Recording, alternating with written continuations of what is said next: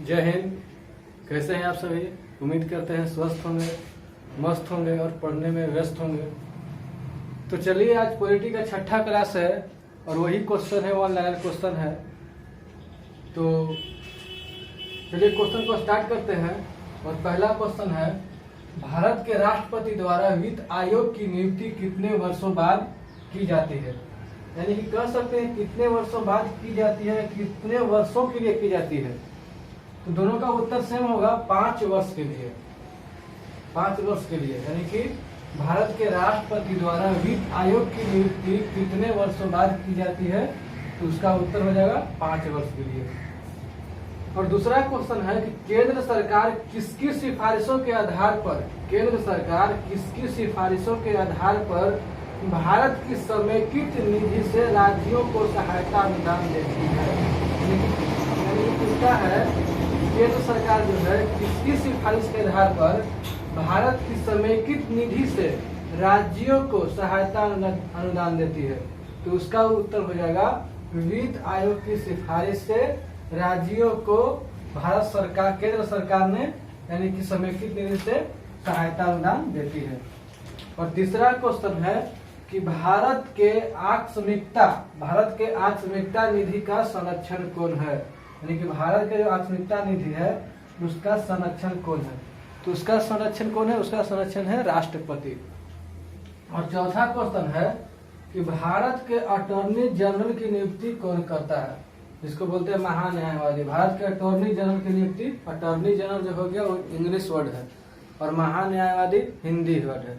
तो वही पूछता है कि भारत के अटॉर्नी जनरल की नियुक्ति कौन करता है? तो उसका जो नियुक्ति करता है वो भारत का राष्ट्रपति करता है। उसका नियुक्ति कौन करता है? भारत का राष्ट्रपति करता है। और 5वां क्वेश्चन है कि देश के सशस्त्र सेनाओं का सर्वोच्च कमांडर इन चीफ कौन होता है? यानी कि भारत के तीनों सेना है ना, उसका यानी कि सर्वोच्च कमांडर इन चीफ कौन होता है? उसका सर्वोच्च कमांडर इन चीफ होता है भारत के राष्ट्रपति होते हैं। यानी सशस्त्र सेना उसको कहते हैं, जैसे भारत के तीन सेना है ना, आर्मी, जल सेना, वायु सेना, थल सेना, 3 सेना है। तीनों का कमांडर इन चीफ जो होते हैं वो भारत के राष्ट्रपति होते हैं। और छठा क्वेश्चन है, वे व्यक्ति जो अनुच्छेद 143 के अधीन किसी मामले को सलाहकारी राय के लिए भारत के उच्चतम न्यायालय को भेज सकते हैं। तो भारत के राष्ट्रपति यानी कि भारत के राष्ट्रपति जो है वे व्यक्ति को अनुच्छेद 143 के अधीन किसी मामले को सलाहकारी राय के लिए यानी कि सलाहकारी राय के लिए भारत के उच्चतम न्यायालय को भेज सकते हैं, भारत के राष्ट्रपति भेज सकते हैं। तो आप इसको उतार लीजिए और फिर हम इसको टेलीग्राम चैनल में डाल देंगे, वहां से भी लिख सकते हैं।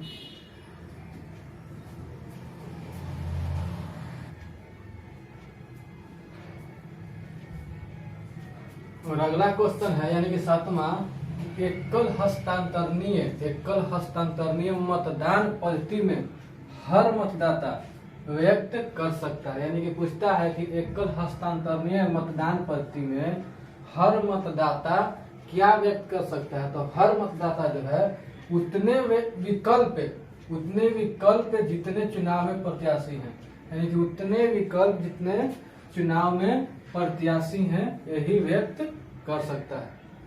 और 8वां क्वेश्चन है कि भारत के पहले अराजनीतिज्ञ यानी कि राजनीति में नहीं राष्ट्रपति कौन थे? तो डॉक्टर एपीजे अब्दुल कलाम आजाद। मतलब डॉक्टर एपीजे अब्दुल कलाम जो थे वो राजनीतिक आदमी नहीं थे, लेकिन फिर भी उन्होंने राष्ट्रपति के पद ग्रहण किए। और 9वां क्वेश्चन है कि राष्ट्रपति ने अब तक कितनी बार राष्ट्रीय आपातकाल की घोषणा की है? तो राष्ट्रपति ने अब तक यानी कि भारत में अब तक 3 बार राष्ट्रपति शासन लगा है। भारत में अब तक कितनी बार? 3 बार राष्ट्रपति शासन लगा है। एक बार चाइना युद्ध के समय, एक बार पाकिस्तान युद्ध के समय और एक बार इंदिरा गांधी के जमाना में, मतलब आंतरिक मामले के वजह से लग गया था।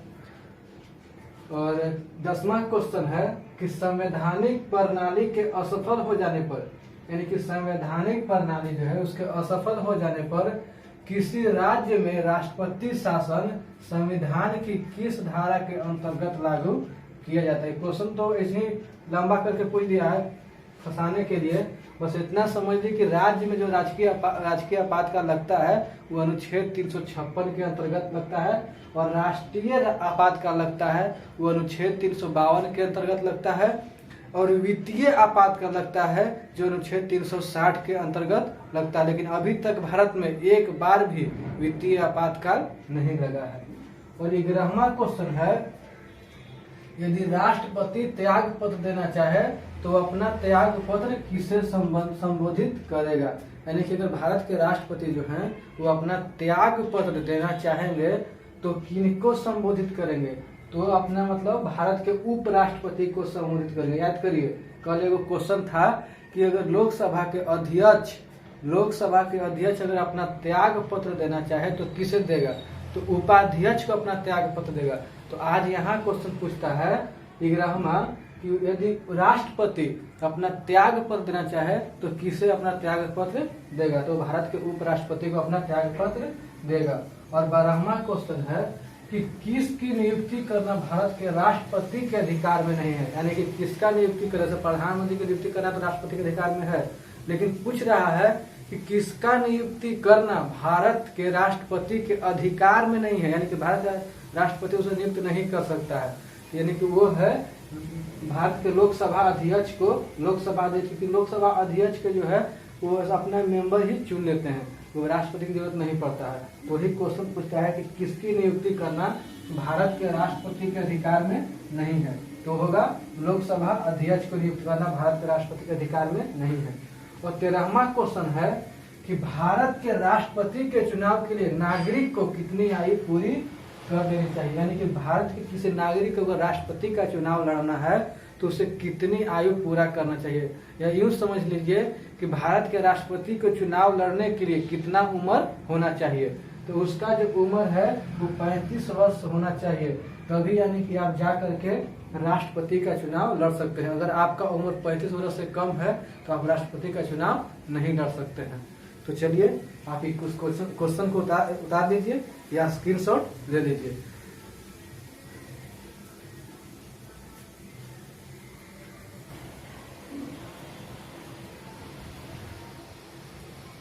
तो चलिए आगे, अगला क्वेश्चन है 14वां कि भारत के राष्ट्रपति पद के लिए निर्धारित अधिकतम आयु सीमा कितनी है। यानी कि न्यूनतम तो पता है कि 35 वर्ष होना चाहिए, लेकिन अधिकतम आयु सीमा कितनी है, तो अधिकतम आयु सीमा, कोई अधिकतम आयु सीमा नहीं होती, यानी कि निर्धारित नहीं है कितना तक चुनाव लड़ सकता है, जितना उम्र चाहे तक वहां तक चुनाव लड़ सकता है। तो वही पूछता है कि भारत के राष्ट्रपति पद के लिए अधिकतम निर्धारित आयु सीमा कितना है, तो कोई अधिकतम आयु सीमा नहीं है। और 15वां क्वेश्चन है कि संसद के दोनों सदनों के बीच गतिरोध की स्थिति में संयुक्ति यानी कि साथ में अधिवेशन की अध्यक्षता कौन करता है। यानी क्वेश्चन पूछता है कि संसद के दोनों सदनों के बीच गतिरोध की स्थिति में संयुक्ति अधिवेशन की अध्यक्षता कौन करता है, तो उसका जो अध्यक्षता करता है वो लोकसभा के अध्यक्ष करता है।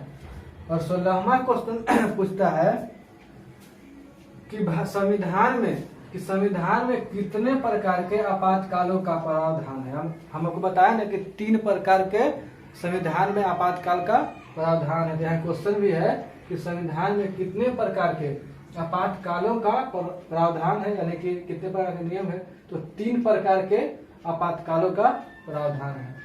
और 17वां क्वेश्चन है कि भारत के राष्ट्रपति कितनी बार वित्तीय आपात स्थिति की घोषणा कर चुके हैं। अभी हम आगे बता चुके हैं कि भारत में अभी तक एक बार भी वित्तीय आपातकाल नहीं लगा है, तो उसका उत्तर हो जाएगा कभी नहीं। और 18वां क्वेश्चन है किस अनुच्छेद का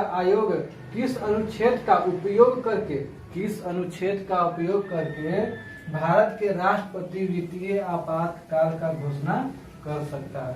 यानी कि आपातकाल की घोषणा तो राष्ट्रपति करते ही है, लेकिन क्वेश्चन पूछता है कि अनुच्छेद कितना का प्रयोग करके भारत का राष्ट्रपति वित्तीय आपातकाल घोषणा कर सकता है, तो कर सकते हैं यानी कि अनुच्छेद 360 का, और 356 का उपयोग करके राजकीय आपात, और अनुच्छेद 352 का उपयोग करके यानी कि राष्ट्रीय आपातकाल की घोषणा कर सकते हैं।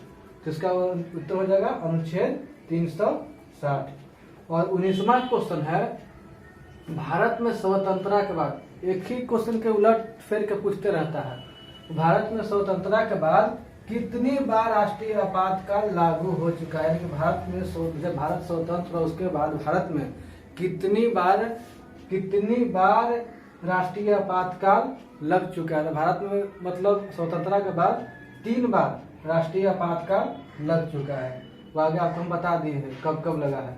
और 20वां क्वेश्चन है कि भारत का राष्ट्रपति अपने पद पर पुनर्निर्वाचन के लिए, यानी कि दोबारा निर्वाचन के लिए कितनी बार खड़ा हो सकता है, यानी कि पूछता है क्वेश्चन कि भारत के राष्ट्रपति पुनर्निर्वाचन यानी कि दोबारा निर्वाचन के लिए कितनी बार खड़ा हो सकता है।